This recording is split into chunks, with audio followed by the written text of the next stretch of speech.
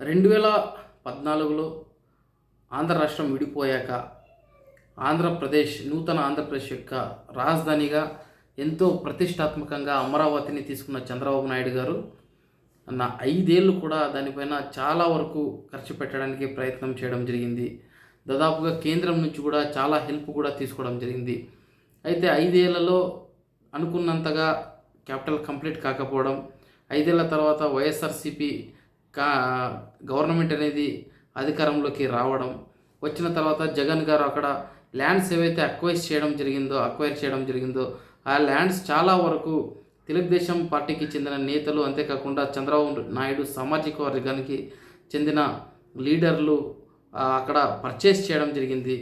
So అందువల్ల అక్కడ capital పైన ఇంట్రెస్ట్ కాకుండా క్యాపిటల్ అని చెప్పి అక్కడ ల్యాండ్స్ రేట్స్ని అమాంతంగా పెంచేసి, ఒక ఆర్టిఫిషియల్గా ల్యాండ్స్ను పెంచేసి అక్కడ రైతులకు అంతేకాకుండా ప్రజలకు అన్యాయం చేసి ఒక రియల్ ఎస్టేట్ వ్యాపారం చేస్తున్నారు అంటూ కూడా జగన్ గారు దాన్ని ఆ క్యాపిటల్ని డెల్యూట్ చేయడానికి అంటూ మూడు క్యాపిటల్స్ అనే ఒక సిద్ధాంతాన్ని, ఒక పాలసీని అయితే తెర మీదకి తీసుకురావడం జరిగింది.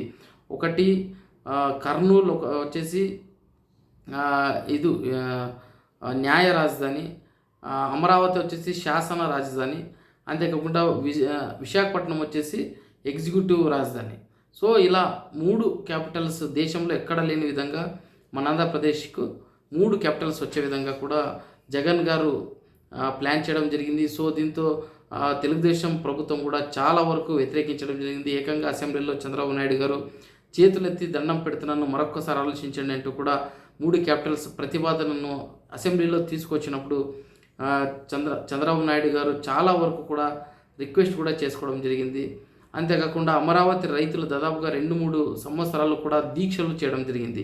అమరావతిని క్యాపిటల్గా ఉంచాల్సిన అవసరం ఉంది, ఉంచాలి. ఎందుకంటే దాదాపు 30,000కు పైగా ఎకరాలు రైతులు ఇవ్వడం జరిగింది అమరావతి క్యాపిటల్ కోసం అంటూ కూడా చాలా వరకు ప్రయత్నం చేసినా కూడా జగన్ ప్రభుత్వం మరొక్కసారి అధికారంలోకి వచ్చింటే డెఫినెట్గా క్యాపిటల్ను వైజాగ్ చేసి అక్కడి నుంచే కూడా జగన్ పరిపాలనను చేయడానికి కూడా మనం చూసాం.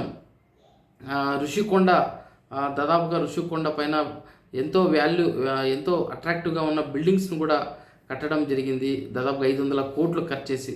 సో ఈ విధంగా అమరావతి క్యాపిటల్ను పూర్తిగా కనుమరుగు చేసే విధంగా జగన్ చేశారంటూ తెలుగుదేశం గవర్నమెంట్ ఆరోపిస్తోంది. సో అటువంటి పొరపాట్లు, అటువంటి ప్రయత్నాలు వచ్చే ఏ గవర్నమెంట్ కూడా చేయకూడదంటూ కూడా తెలుగుదేశం ప్రభుత్వం నారా చంద్రబాబు నాయుడు గారి నేతృత్వంలో అమరావతికి ఒక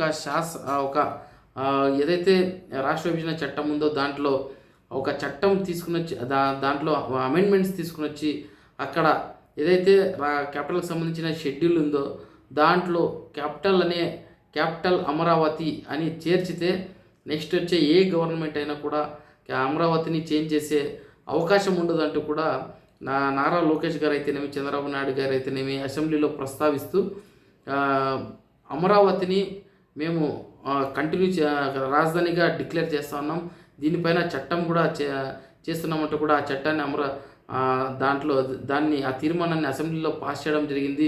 తద్వారా ఏదైతే ఆంధ్ర రాష్ట్ర విభజన చట్టం ఉందో దాంట్లో కూడా చేరుస్తున్నామంటూ కూడా నారా చంద్రబాబు నాయుడు గారు అండ్ నారా లోకేష్ గారు ప్రతిపాదించడం జరిగింది. దీనికి కౌంటర్గా వైఎస్ జగన్ గారు చాలా క్లియర్గా చెప్పడం జరిగింది, మీరు అమరావతిని క్యాపిటల్గా మీరు చట్టం చేస్తే నెక్స్ట్ వచ్చే గవర్నమెంట్లు కూడా అమరావతి క్యాపిటల్ ఉండదు అంటూ కూడా చట్టం చేసే అవకాశాలు ఉన్నాయంటూ కూడా ఇండైరెక్ట్గా నెక్స్ట్ వచ్చే మేము క్యాపిటల్ను చేంజ్ చేస్తాము అన్న విధంగా జగన్ గారు మాట్లాడారంటూ కూడా తెలుగుదేశం నాయకులు ఆరోపిస్తూ ఉన్నారు.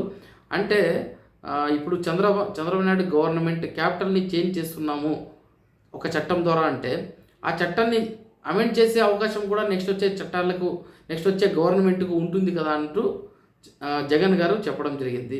అంతేకాకుండా వైఎస్ఆర్సీపీ నేతలు కూడా ఏమి చెప్తున్నారంటే, జగన్ గారు మీరు ఎన్ని చట్టాలు చేసినా కూడా 2 లక్షల కోట్లు అమరావతి పైన ఖర్చు పెట్టడం అసాధ్యం. ఆల్రెడీ వైజాగ్ రోడ్లు, మౌలిక సదుపాయాలు అన్నీ ఉన్న వైజాగ్ లాంటి ప్రాంతాన్ని డెవలప్ చేసే క్యాపిటల్గా చాలా బాగుంటుందంటూ జగన్ గారు చెప్పడం జరిగింది. అంతేకాకుండా ఆయన 3 క్యాపిటల్స్ని ప్రతిపాదన తీసుకొచ్చినప్పుడు కూడా అమరావతిని క్యాపిటల్గా తీసేయలేదు. అమరావతిని అది కూడా ఒక 3 క్యాపిటల్స్లో ఒక క్యాపిటల్గా దాన్ని కూడా అలాగే ఉంచారు తప్పితే అమరావతిని తీసేయలేదు అంటూ కూడా గుర్తు చేయడం జరిగింది. అంతేకాకుండా జగన్ గారి ఉద్దేశం ఏంటంటే, మీరు ఒక క్యాపిటల్ ఈ ప్రాంతం అని మీరు డిసైడ్ చేసి ఒక చట్టం తీసుకొని వస్తే నెక్స్ట్ వచ్చే గవర్నమెంట్ కూడా దాన్ని చేంజ్ చేయొచ్చు కదా చట్టం చేసి అనే విధంగా వైఎస్ఆర్సీపీ నాయకులు జగన్ గారికి చెప్పిన విషయాన్ని క్లియర్గా ఎక్స్ప్లెయిన్ చేయడం జరిగింది. అంతేకాకుండా జగన్ గారు ఒక అడుగు ముందుకేసి అమరావతిని ఎందుకు పెడుతున్నారు మీరు క్యాపిటల్ని, మచిలీపట్నం నుంచి విజయవాడ నుంచి గుంటూరు నుంచి GUN మావి గన్ అని పెట్టొచ్చు కదా అంటూ కూడా ఒక పొంతనలేని ఒక సజెషన్ అయితే ఇవ్వడం జరిగింది. మావి గన్ అనే పేరు అది కొద్దిగా హాస్యాస్పదంగా ఉన్నా కూడా అది అంతగా కూడా బాగలేదు వినడానికి కూడా. అమరావతి అనేది ఒకవేళ క్యాపిటల్ అమరావతినే ఉంచాలనుకుంటే అమరావతి అనే పేరు చాలా హిస్టారిక్గా ఉంటుంది. అంతేకాకుండా అమరావతి అనే పేరుకి హిస్టరీలో మన ఏదైతే ఏపీ హిస్టరీలో చాలా ప్రత్యేకమైన స్థానం కూడా ఉంది. సో జగన్ గారికి క్యాపిటల్గా అమరావతిని పెట్టాల్సి ఉంటే అమరావతి పేరైతే బాగుంది, అంతేగాని మావిగన్ అనే పేరు మాత్రం సరిగ్గా లేదు. ఏదైతే ఆ పేరు చెప్పిన తర్వాత జగన్ గారి పైన ట్రోల్స్ కూడా ఎక్కువ అవుతున్నాయి. మావిగన్ ఏంటి అనే విధంగా చాలామంది కామెంట్ చేస్తూ ఉన్నారు. సో ఈ విధంగా అధికార అండ్ ప్రతిపక్షాల మధ్య ఏదైతే క్యాపిటల్ వార్ కంటిన్యూస్గా నడుస్తూనే ఉంది. ఏ గవర్నమెంట్ వచ్చినా ఇదైతే ఖచ్చితంగా ఉంటుంది. వైసీపీ వచ్చిన తర్వాత మరి ఏం చేస్తుందో చూడాలి. అంతేకాకుండా ఇప్పుడు తెలుగుదేశం ప్రభుత్వం చేసిన చట్టం అనేది ఎంతవరకు వ్యాలిడ్ అనేది కూడా మనం ఆలోచించాల్సిన అవసరం ఉంది. వచ్చే ప్రభుత్వాలు కూడా దాన్ని చేంజ్ చేసే అవకాశం అయితే తప్పకుండా ఉంది. వీళ్ళు చేసిన విధంగానే వచ్చే గవర్నమెంట్లు కూడా చట్టం చేసి వేరే దాన్ని క్యాపిటల్గా కూడా పెట్టచ్చు కదా. సో ఒక చట్టంలో అమెండ్మెంట్స్ తీసుకొస్తున్నామంటే వేరే గవర్నమెంట్లు కూడా దాంట్లో అమెండ్మెంట్స్ తీసుకొచ్చే అవకాశం అయితే డెఫినెట్గా ఉంటుందని కూడా ఇప్పుడున్న గవర్నమెంట్ అర్థం చేసుకోవాలి. అంతేకాకుండా ప్రభుత్వాలు ఎప్పుడు కూడా ఒక స్థిరమైన క్యాపిటల్ని ఎంచుకోవాల్సిన అవసరం ఉంది. అది జగన్ గారు అయితేనేమి, లోకేష్ గారు అయితేనేమి, చంద్రబాబు నాయుడు గారు అయితేనేమి డెఫినెట్గా పదే క్యాపిటల్స్ చేంజ్ చేసుకుంటూ పోతే మంచిది కదా. అమరావతి అంటే అమరావతి నెక్స్ట్ వచ్చే జగన్ గారు కూడా అమరావతిని కంటిన్యూ చేసినా పర్వాలేదు. అయితే లేదంటే ఆయన చెప్పినట్లుగానే విశాఖపట్నం ఒక మంచి క్యాపిటల్గా అయ్యే అవకాశం ఉంది. అన్ని మౌలిక సదుపాయాలు కూడా ఉన్నాయి కాబట్టి ఎవరో ఒకరు తగ్గి ఒక మంచి క్యాపిటల్ని ఎంచుకుంటే చాలా సూపర్గా ఉంటుందని అందరి అభిప్రాయం.